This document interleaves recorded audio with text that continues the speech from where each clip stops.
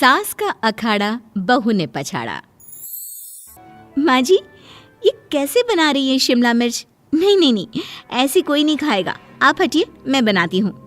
कोई नहीं खाएगा? अरे तेरे मायके वालों के लिए नहीं बना रही हूँ, अपने पति, बेटे और बेटी के लिए बना रही हूँ। और वो लोग शिमला मिर्ची ऐसी ही पिछले कई सालों से खाते आ रहे हैं। बहू बहू हो ना, थोड़ा सोच समझ कर जबान खोला करो, समझी? माँ जी, फिर तो मैं यही कहूँगी कि आपको खाना बनाना आता ही नहीं। बहू शिमला मिर्च बना लेती है, लेकिन अपने अंदाज में। फिर खाने के टेबल पर, ये सब्जी क्या बहू ने बनाई है? आज बहुत अलग लग रही है। भाभी, रंग तो बड़ा अच्छा दिख रहा है सब्जी का। अरे नहीं नहीं, मुझे तो माँ के हाथ वाली खानी थी। क्या है रीना, सब्जी माँ को ही बनाने दिया करो ना।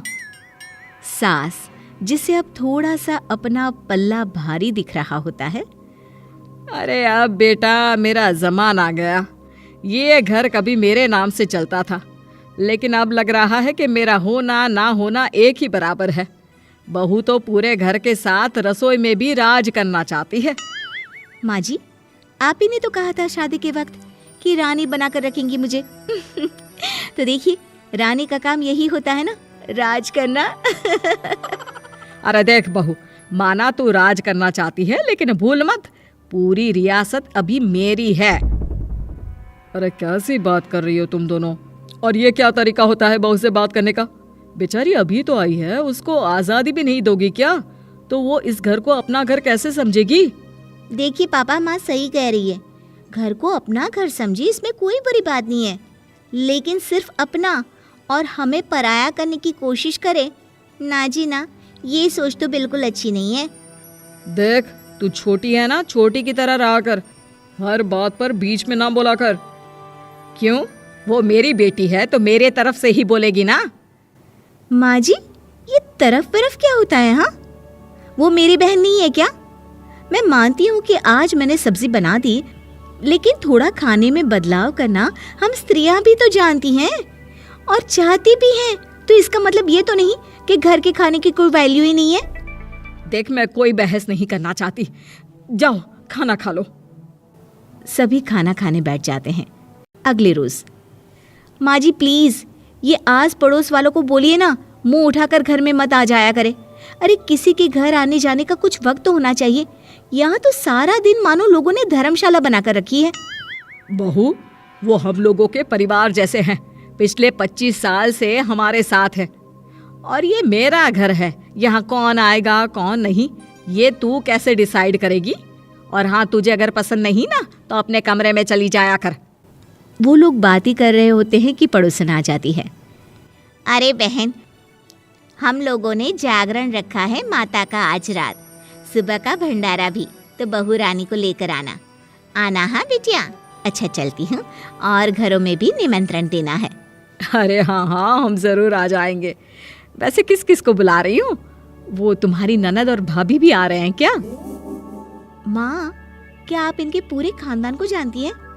अरे भाभी ने ही तो मेरी ननद की शादी की पूरी तैयारियां कराई थी, और मेरे मायके में भी पापा की मौत के बाद वहाँ रहकर इन्होंने ही मुझे संभाला था। इतना तो कोई किसी के लिए नहीं करता। अच्छा, मैं ना फल दे जाऊंगी, काट देना भाभी, मैं दूसरे काम पूरे कर लूँगी।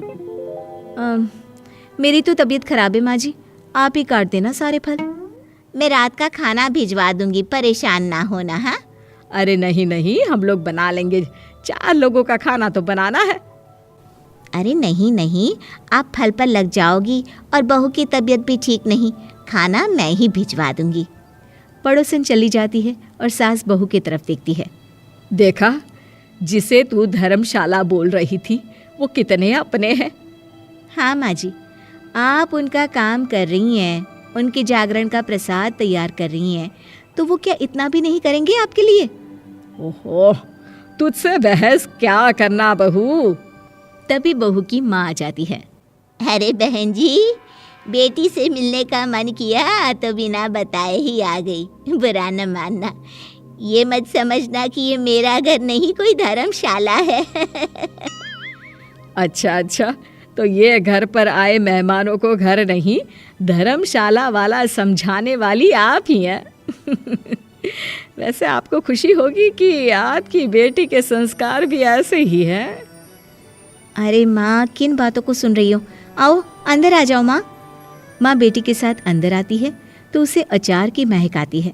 हाय रे, कितनी अच्छी महक है। क्या बनाया है बहन जी? अचार बनाया है। आपकी बेटी बोल रही थी कि आप लोग कुछ अलग तरीके से बनाते हैं। मैं तो बस ऐसे ही। हम लोगों के घर पर तो अचार टिकता ही नहीं है। अरे आता ही किसे है अचार बनाना? लेकिन जैसे ही बेटी माँ को कमरे में ले जाती है, क्या है माँ, क्यों आ गई यहाँ पर? बताकर तो आना चाहिए।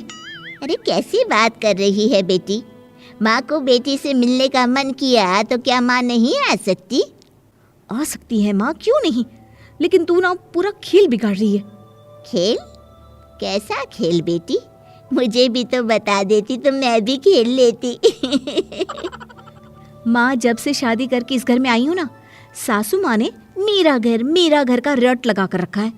अब मैं ये बताना चाहती हूँ कि यहाँ मैं आ गई हूँ। कोई भी चीज़ जो पहले होती थी वो ठीक नहीं थी, तो मैं उसे परफेक्ट करूँगी। अच्छा, यानी बात सिंहासन की है कि पहली रानी को उतारना है। हाँ माँ, तुम्हें जो समझना है समझो, लेकिन बात तो यही है। पर बेटा वो... बेटी कुछ नहीं समझती और दरवाज़ा खोलकर बाहर चली जाती है। माँ, जो कि एक अच्छी औरत होती है, बेटी को समझाने की कोशिश तो करती है। बाहर सास के सामने माँ कहती है, अरे बहन जी, आप चलिए ना मेरे साथ मेरे घर, बहू का मायका भी देख लीजिए। अरे नहीं नहीं बहन जी, आप ही रुकिए हम लोगों के पास। शाम को जागरण है, वहाँ ले चलेंगे। उसी का प्रसाद तैयार कर रही हूँ। अच्छा, हमें भी तो सिखा दीजिए कैसे तैयार करते हैं। अरे कैसी बात कर रही हो माँ, कितने जागरण करवा चुकी हो तुम? देख बेटी, एक बात गांठ बांध ले, हर बेटी माँ के घर जो होता है वो देखती है, लेकिन सीखती वो सास के पास ही है। सास का संस्कार वो अपनी सास से सीखती है, जो वो अपनी बहू को देती है। तो बेटी, यहाँ के रीति रिवाज, रहन सहन, बोली भाषा अपनी है, जिसे तुझे ना सिर्फ फॉलो करना है बल्कि सीखना भी है। और जहाँ तक सवाल है पूरे घर की रानी बनने का, तो जब तक तेरी सास महारानी है, तू रानी ही तो रहेगी। क्यों बेटा? बहू माँ की बात समझ जाती है और सास भी बहू की माँ का मन ही मन शुक्रिया अदा करती है।